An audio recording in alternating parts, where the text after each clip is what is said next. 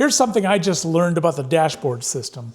So the rib gauge is a really cool way to set things up because you can set it up with a measurement and then you can use that to transfer the same measurement to a stop or even multiple stops for consistency. The problem is the rib gauge has a length limit. So for example, what if I want to set a stop on the fence to cross cut a piece to match the same length as this piece? Well, I would put the rib gauge over here. This edge of the rib gauge acts as a proxy for the blade, and I'm going to be on this side of the blade, so I want to be on this side of the proxy. And then I'm going to slide this down till it reaches the other end of the board, which it won't because it's too short.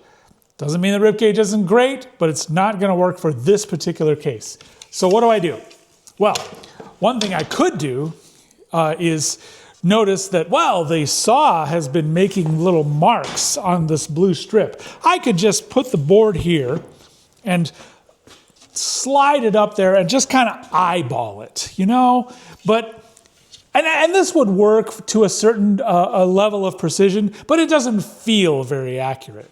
So what else could I do? Well, I realized I think I could use, or dare I say misuse, the universal setup block for this, because this is what I originally used to set up the very thing that made these blue marks. This is what I used to align the guide rail and its splitter guard, which represents the saw curve. So it should be exactly the same. So I should be able to put the USB here, slide my workpiece down to contact it.